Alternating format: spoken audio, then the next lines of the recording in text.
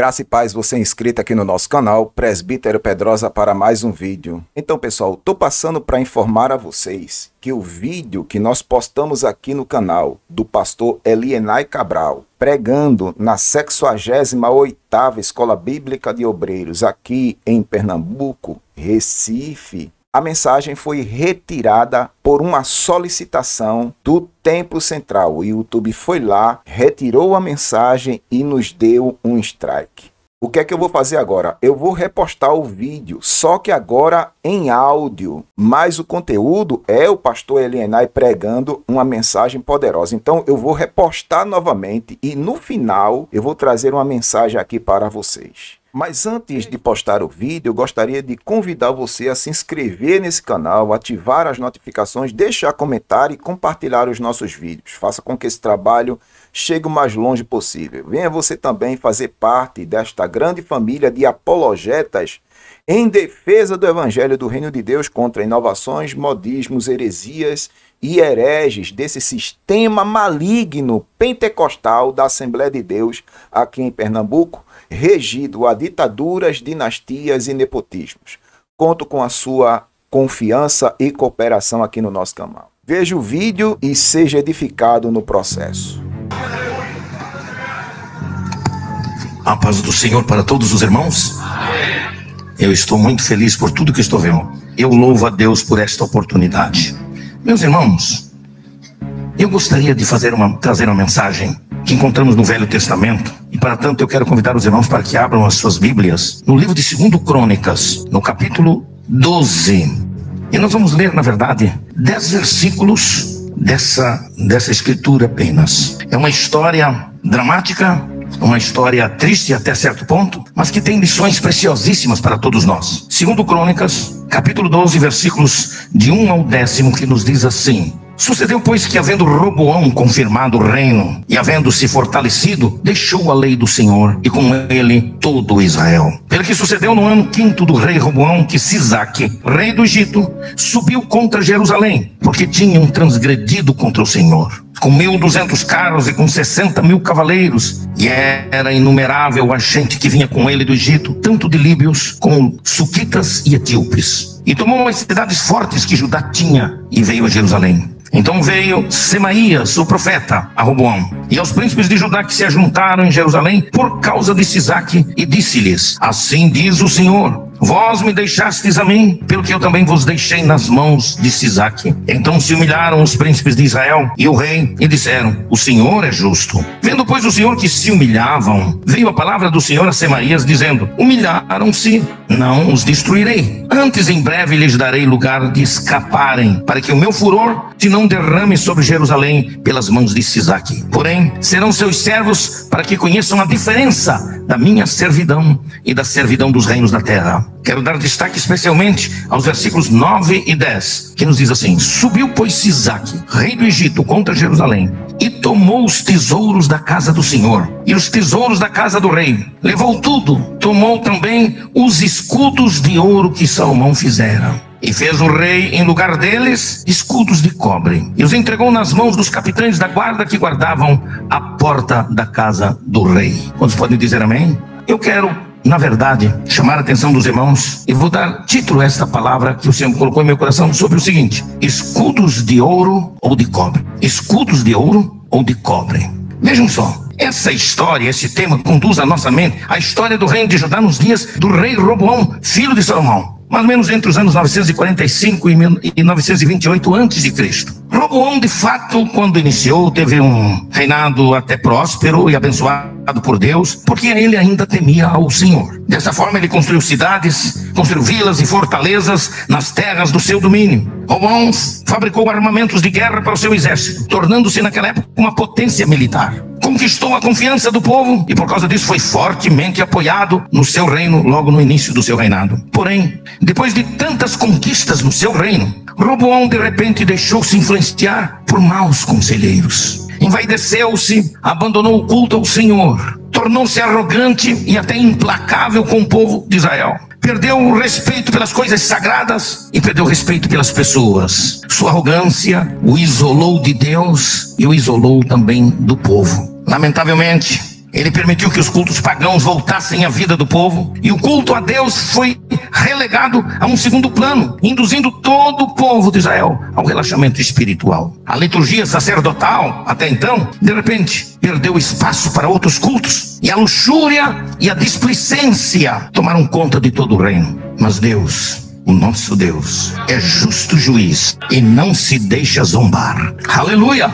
Ele envia o profeta Semaías para falar com Roboão, que o alertou acerca do seu mau caminho, e principalmente para falar acerca da invasão do inimigo em Jerusalém, que aconteceria logo depois. Mas Roboão não deu muita importância à mensagem profética de Semaías. Ele deixou o caminho da lei do Senhor, e ele simplesmente relegou a um segundo plano qualquer a ideia de uma invasão, porque confiava no seu próprio poder. Mas Deus havia lhe dito o seguinte: vós me deixastes a mim, pelo que eu também vos deixarei em poder de Sisaque. Está lá em 2 Crônicas 12:5. Deus lhe avisou que o seu reino estaria nas mãos do inimigo, e o rei, os seus príncipes seriam escravos, seriam servos do inimigo a partir de então. Deus ainda falou pelo profeta Semaías que a partir daquele momento, ele, Roboão e os seus príncipes estariam nas mãos do inimigo, até que descobrissem a diferença entre servir a Deus e servir aos seus inimigos. Foi isso que Deus disse para Roboão. Sisaque, um rei perverso, com fome de fama, de bom nome, de valente, rei do Egito,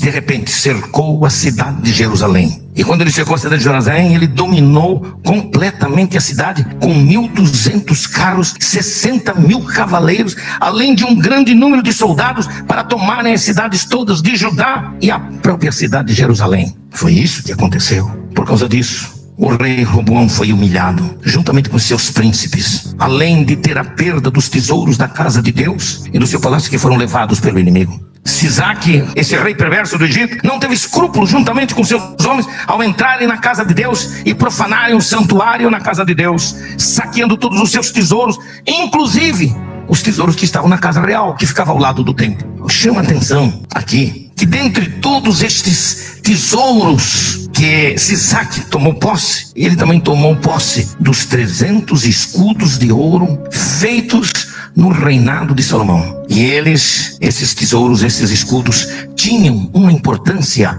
especial na vida do povo de Israel, porque eles eram um símbolo da segurança do reino, eles eram um símbolo da proteção do rei, eram um símbolo da defesa dos valores de Israel até então. Porém, mais do que o valor do ouro desses escudos, era o valor moral e espiritual do povo de Deus, que estava sendo saqueado, estava sendo roubado pelo inimigo. Mesmo humilhado pelo inimigo, Roboão foi mantido assim, como se fosse um rei sem coroa, um rei sem séquito nenhum, sem força nenhum, sem poder nenhum em Israel, mas tudo sob a égide do cetro de Sisaque. Ele tinha que obedecer ao rei plenamente, mantinha a pose de rei, mas na verdade ele não era mais. Roboão passou a viver uma farsa, ele passou a viver um faz de conta, e na realidade ele estava deposto e humilhado pelos seus inimigos. E para esconder a sua humilhação, mesmo mantendo-se em Jerusalém, o que é que ele fez? Quando ele viu que todos os tesouros da casa real foram levados, e que todos os tesouros sagrados e consagrados da casa do Senhor foram levados, principalmente os escudos de ouro, ele mandou fabricar novos escudos. Mas os escudos agora não eram mais de ouro, porque de repente perdeu toda a riqueza que tinha.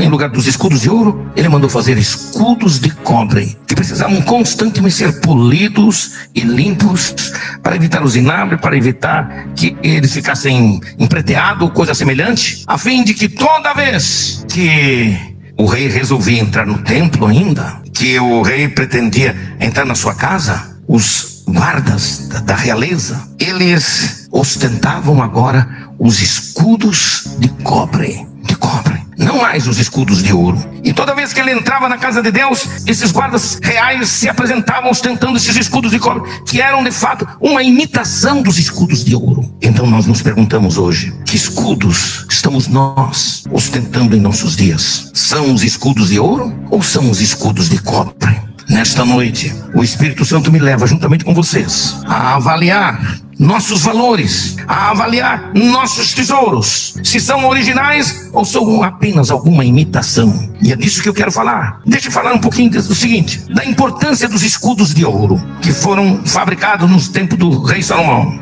Em primeiro lugar, Nos armamentos de guerra dos tempos bíblicos haviam armas defensivas e armas ofensivas, que tinham sempre um caráter muito individual, de proteção de cada soldado em si. As armas defensivas geralmente eram um escudo para o corpo, preso a um dos braços, um capacete para a cabeça, uma couraça de couro ou de metal para o peitoral, caneleiras para as pernas, sandálias de couro para os pés. Já as armas ofensivas, naquele tempo, podiam ser uma espada, uma lança, um arco e flecha, às vezes um ariete, que era um pedaço de pau, de madeira maciça, como podia ser até mesmo uma funda. Entretanto, de todas as armas ofensivas e defensivas usadas pelos soldados antigos, o escudo era a melhor arma defensiva de qualquer lutador, conforme já ouvimos na história de hoje. O ponto-chave dessa palavra está nos escudos de ouro de Israel, que foram saqueados pelo inimigo. Esses escudos de ouro aqui não eram usados nas guerras, porque esses escudos eram ostentados sempre quando o rei apresentava-se na casa real ou apresentava-se no templo, porque eles na verdade, o símbolo da realeza de Israel. Toda vez que o povo olhava à distância, brilho do sol batendo naqueles escudos de ouro, eles se alegravam, eles se sentiam orgulhosos, porque aí estava a prova da realeza de Israel, uma realeza forte, rica. Mas eles simbolizavam também as defesas dos valores morais e espiritual de Israel. Por isso, perdê-los significava o máximo da perda, da derrota e do juízo de Deus. Então perguntamos, que simbolizam esses escudos para a igreja de Cristo hoje? Que simbolizam? Se trouxermos essa simbologia para o contexto da igreja hoje, eu perguntaria, o que simbolizariam esses escudos de ouro? Qual o significado espiritual desses escudos para a igreja moderna? O apóstolo Paulo mostrou de uma forma bem objetiva, quando exortou o jovem pastor Timóteo, dizendo: tem cuidado de ti e da doutrina. Numa tipologia especial, esses escudos de ouro simbolizam aqui as defesas da igreja e das doutrinas fundamentais que dão sustentação à vida da igreja. Assim como Israel era um reino físico e material, a igreja de Cristo é a manifestação visível e poderosa do reino de Deus na terra, numa nova dispensação, a dispensação da graça. Eu e você pertencemos a este reino. O reino está entre nós. Nós somos a demonstração visível deste reino de um modo especial. Não é um reino que está lá em cima no céu. Não é aquele reino que nós desejamos lá, não. É um que vive no meio de nós. Nós somos parte dele.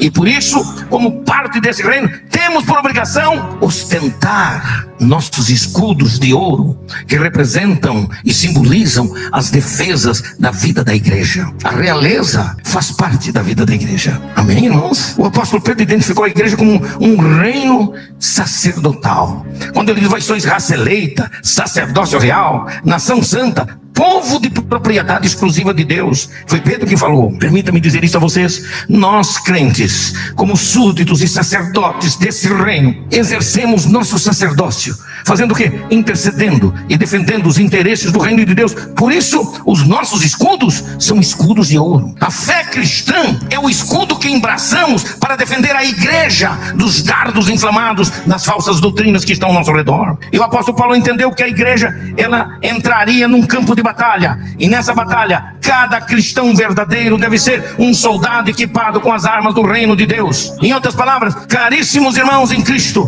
precisamos embraçar os escudos de ouro da fé cristã para mostrar ao mundo a força da nossa fé, para demonstrar a riqueza do reino que nós vivemos, para defender as estruturas da fé cristã e não permitir que o inimigo nos roube, que nos saqueie e que destrua os nossos tesouros. O apóstolo Paulo, ele falou explicitamente que a maior arma defensiva que nós temos é o escudo da fé. Ora, o que é a nossa fé? A nossa fé inclui todas as doutrinas fundamentais que formam o credo da nossa igreja. Por isso essas doutrinas, elas não são temporais. Existem doutrinas temporais, vêm e passam. Uma verdadeira doutrina bíblica cristã, ela é imutável, ela é perene, ela é inalterável, porque ela sobrepuja todas essas coisas. Elas são imutáveis, sabem por quê? Porque elas não podem ser descaracterizadas, elas não podem perder as suas características originais. Elas são os nossos escudos de ouro, porque protegem a nossa fé com as armas e com as suas características originais. Aleluia, aleluia. Doutrinas humanas são temporais e mudam com o tempo, mas a doutrina de Cristo é imutável. Ela é imutável. Entretanto, nós convivemos hoje com a ameaça de saqueadores do nosso tesouro. Sem dúvida alguma. O reino de Israel era forte naquele tempo. tinha um exército bem equipado, tinha uma das mais belas construções do mundo, que era o Templo de Salomão e o Palácio Real. A despeito de tudo isto, o rei Roboão, os seus príncipes, os seus generais, os seus sacerdotes se envaideceram e abandonaram a fé verdadeira no único Deus verdadeiro. Eles começaram a abrir espaço para a idolatria cananeia e esqueceram do Deus que é espírito e verdade. Foi então que Deus resolveu agir, permitindo que o rei do Egito, inimigo de Israel, entrasse em Jerusalém e dominasse a Roboão, seus príncipes e o seu exército. Nessa invasão, Sisaque, o rei do Egito, tomou todos os tesouros da casa do Senhor, todos os tesouros da casa do rei também, e levou consigo para o Egito, inclusive os 300 escudos de ouro que Salomão tinha feito. A palavra profética de Semaías foi uma palavra que revelava a ira de Deus contra o povo, a justiça de Deus contra o povo de Israel, contra aquele rei, quando ele disse: vós me deixastes a mim, pelo que eu também vos deixei nas mãos de Sisaque. Sabe qual a lição que nós aprendemos nessa história, irmãos? É que o princípio divino de justiça não mudou. Amém, irmãos? Quando deixamos o Senhor em segundo plano na nossa vida, quando permitimos que a opulência das coisas materiais domine o nosso coração, quando não valorizamos as coisas boas que o Senhor nos tem dado, então inevitavelmente podemos ser surpreendidos pelos inimigos da nossa alma. Tem muitos obreiros que estão aí, já perderam o escudo de ouro do seu ministério e agora estão vivendo uma farsa, estão vivendo uma imitação barata, porque eles não conseguem mais ter a presença de Deus em suas vidas. Já estão caídos há muito tempo e não querem reconhecer isso. A igreja de Jesus Cristo, irmãos, vem sendo atacada. Roboão perdeu esses tesouros da casa real e da casa de Deus, significando que o povo ficou sem as defesas da casa de Deus, que todos ficaram expostos ao vexame, à zombaria dos seus inimigos. Todos tiveram a sensação de perda, de derrota, de humilhação. Foi uma coisa terrível. Todos. A igreja de Jesus hoje vem sendo atacada de todos os lados por inimigos intelectuais, por inimigos morais e espirituais que estão tentando usurpar as nossas conquistas. Muitos líderes cristãos atuais já perderam seus escudos de ouro. É por isso que eles aderem a toda forma de movimento espiritual para maquiar a realidade espiritual, para esconder aquilo que eles já perderam há muito tempo. Caríssimos, como profeta de Deus nesta noite, na autoridade do Espírito Santo, eu quero lhes dizer: precisamos cuidar de nossas fronteiras teológicas. Precisamos vigiar nossos valores. Precisamos fazer mais do que exibir nossos escudos de ouro. Precisamos de fato ficar atentos contra as surpresas dos saqueadores. Permita dizer ainda mais, de forma bem individual, meus queridos irmãos, nossos escudos pessoais, nossas posturas comportamentais, nosso compromisso com Deus tem se enfraquecido nesses tempos modernos. O problema é que nós não queremos reconhecer isso. Preferimos ostentar o que não temos mais. Sabe o que Jesus disse? Jesus declarou que o diabo é ladrão e salteador, e ele sempre procura oportunidade para saquear nossos valores espirituais. Saqueadores maléficos que nos perscrutam, ladrões de nossos valores morais que nos espreitam o tempo todo. São inimigos que esperam que nós nos descuidemos da nossa fé para nos assaltarem, para nos derrubarem. Existem muitos meios pelos quais o diabo quer roubar de nós os nossos escudos de ouro na vida material, na vida política. É incrível como tem gente, eu estou falando especialmente para pastores e obreiros aqui, como alguns obreiros estão se vendendo barato para essas coisas, como eles perderam o temor de Deus, estão se deixando levar por tudo isso. Mas Deus é justo juiz, diz a Bíblia, e julga com equidade. Se você está enveredado por um caminho que não é o caminho do Senhor, que é o caminho da vaidade, da presunção, então está na hora de você se acordar, se arrepender, porque o nosso Deus é rico em misericórdias para nos ajudar. Aleluia, aleluia, aleluia, aleluia. Permitam-me dizer ainda mais uma coisa: temos sido saqueados dos dons espirituais que se tornam raros a cada dia em nossas igrejas. As raras manifestações espirituais autênticas ainda sofrem as mais variadas críticas. Até um bocado de pastor assembleano, pastor Ailton, que não deixa o Espírito de Deus operar livremente na igreja, como vocês aqui podem nesta noite servir ao Senhor com alegria. Estive em igreja em que, se alguém se levanta para entregar a mensagem profética, é repelida na hora. Diz: pode parar, porque aqui nós não queremos meninice. Meninice é de um pastor incrédulo e um pastor que não crê mais nos dons espirituais,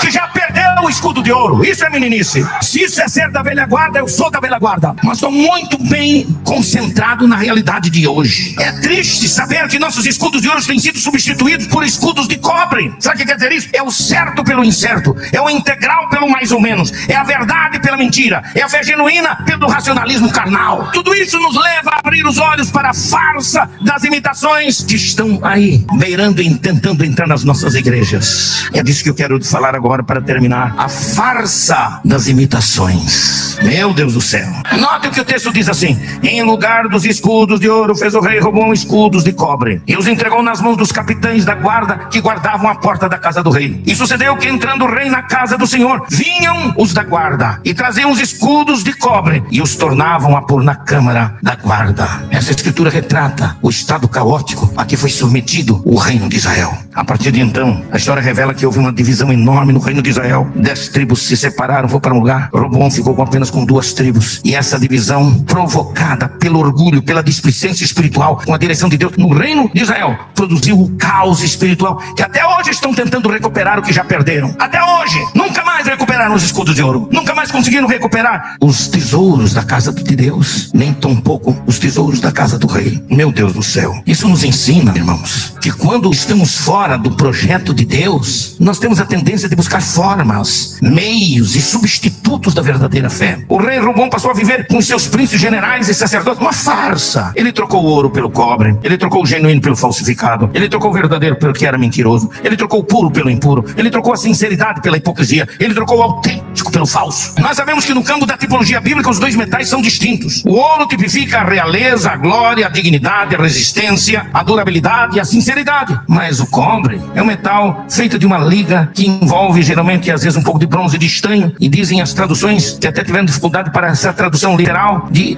que isto é uma realidade. Essa combinação de cobre com bronze torna o metal ainda mais inferior do que o ouro. O cobre, quando polido, brilha como ouro, mas seu brilho e cor não tem durabilidade. O que o rei Roboão fez foi uma troca de valores. Houve uma mudança de atitude. Desenvolveu-se entre ele e os seus príncipes e generais e tal um espírito de mentira, uma tremenda de uma hipocrisia. Criou-se um estado do faz de conta, fazer conta que é, do parece que é, mas não é. É mais ou menos isso. Toda vez que o rei Roboão entrava no palácio ou no templo, a guarda real embraçava os escudos de cobre polidos e brilhantes para dar a ideia de que tudo era como antes, mas tudo não passava de uma farsa. Se contextualizarmos essa história, chegaremos à conclusão de que nossa história hoje, vivemos em muitos lugares, em muitas igrejas, uma história bem parecida com a história de Israel. A semelhança do povo de Israel, a igreja vem sendo invadida no seu seio por saqueadores que querem saquear a igreja dos seus valores maiores. Nossos escudos de ouro, irmãos, são desejados e são visados pelo inimigo. E que são esses escudos? São os nossos valores doutrinários, são os nossos princípios éticos, são os nossos bons costumes, é a nossa liturgia, é o nosso louvor, é a nossa fé. Tudo isso está correndo o risco de ser roubado, de ser saqueado. O ouro doutrinário de muitas igrejas por aí já tem sido roubado. Não há mais nem culto de doutrina. Os cultos de doutrina são os mais pobres, são os mais miseráveis, onde o povo nem tem mais prazer de estar lá, porque seus líderes não têm mais nada para dar, não tem mais nada para pregar. Que há muito tempo eles não se ajoelham para buscar de Deus a unção, o poder, a autoridade para poder pregar a palavra. Essa que é a verdade. Então eles preferem viver um estado do falso brilho do cobre. É o estado espiritual do parece que é, mas não é. É o estado do verniz espiritual. É o estado do polimento pentecostal. É o estado da emoção em detrimento da razão.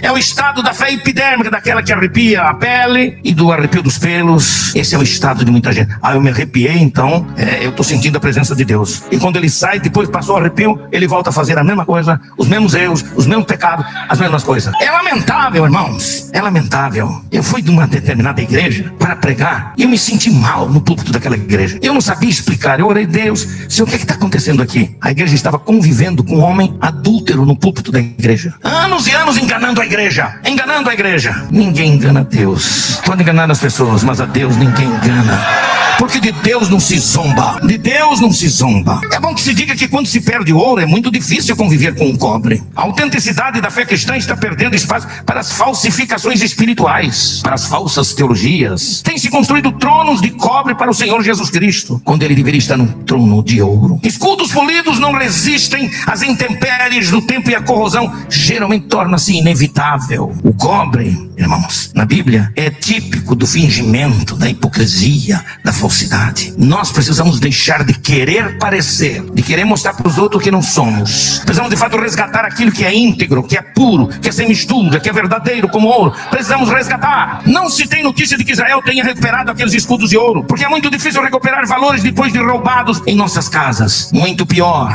é perder valores morais e espirituais, porque o diabo e seus demônios são ladrões e salteadores sem compaixão. Quando os escudos de ouro da nossa fé são roubados, nós ficamos expostos a outros perigos. Jesus comparou o diabo ao valente que entra numa casa, que rouba os seus bens, e para reaver esses bens é preciso entrar na casa do valente, amarrá-lo, manietá-lo e então reaver os bens roubados. Mas olha o que a Bíblia diz. Na Bíblia Viva, o texto de Lucas 11, 21 e 22 diz assim: pois quando Satanás, forte e bem armado, guarda a casa dele, há segurança até que alguém mais forte e mais bem armado o ataque e derrote, tirando suas armas e carregando seus bens. Eu quero dizer que ainda está no nosso meio aquele que é bem mais forte. Está no nosso meio ainda o mais valente. O diabo não tem poder. Aleluia. Você tem autoridade em nome de Jesus para pisar no pescoço e na cabeça de Satanás, e repreendê-lo de querer perturbar e tirar a sua paz e roubar de você os seus valores. Quando nós somos fiéis ao Senhor Jesus, Ele nos ajuda, porque Ele é o mais valente que venceu a Satanás na sua obra redentora para recuperar a nossa salvação. Por isso, irmãos, precisamos reaver nossos tesouros. Precisamos manietar o inimigo pelo poder de Jesus Cristo e tomar-lhe os bens roubados. Nossos escudos de ouro representam a nossa fé. São aquelas doutrinas bíblicas que dão sustentação à igreja através dos séculos. Esses escudos protegem o crente contra as ideologias, contra as heresias, as falsas ideias e interpretações torcidas da palavra de Deus. Quais são os nossos escudos de ouro principais hoje como igreja? Vou lhes dizer, esses escudos de ouro podem ser tipificados com as doutrinas básicas da teologia pentecostal. Primeira, a doutrina na inspiração verbal e plenária da Bíblia Sagrada, como regra infalível de fé normativa para a vida dos cristãos. Quando pode dizer amém por isso? Segundo, a doutrina da pecaminosidade do homem e a possível redenção pela obra expiatória de nosso Senhor Jesus Cristo. Esta é outra recuperação dos nossos escudos. A doutrina da salvação mediante a justificação pela fé em Cristo Jesus. A doutrina da santificação mediante a total separação da vida mundana. Todas as demais doutrinas, alicerçadas nos fundamentos da revelação bíblica, compõem das revelações, visões ou visagens e manifestações espirituais que não possuem o respaldo bíblico, não passam de escudos de cobre. Que o Senhor nos dê a graça, irmãos, aleluia, de restaurar nossos valores. Queira o Senhor revestir a sua igreja com autoridade, com poder, com unção, para defender aquilo que nós temos recebido de Deus através da história da igreja. E nós louvamos o nome do Senhor por tudo isto, para a glória do seu nome. Hoje e sempre tenho dito estas palavras. Pois bem, muito bem. Uma mensagem poderosa, impactante, que falou contra esse sistema maligno da Assembleia de Deus lá do Templo Central. Quando eu estou falando de sistema, eu estou me referindo a ditaduras, dinastias e nepotismos regados à disputa pelo poder. Isso é o sistema maligno da bleia, que por sua vez tem corrompido muitos pastores dessa gestão atual que está lá no Templo Central. É por isso que eles estão me perseguindo todos aqueles que estão se levantando para pregar contra esse sistema corrupto, maligno do Templo Central aqui em Pernambuco, a IADPE. Mas se eles acham que vão nos intimidar, eles estão enganados. Vamos continuar com a nossa luta em defesa do Evangelho da graça de Deus em Cristo Jesus, tá bom? Gostaria de saber a sua opinião sobre isso tudo que aconteceu. Você concorda, discorda? Deixe aí a sua opinião nos comentários, tá bom? E que Deus te abençoe no nome de Jesus.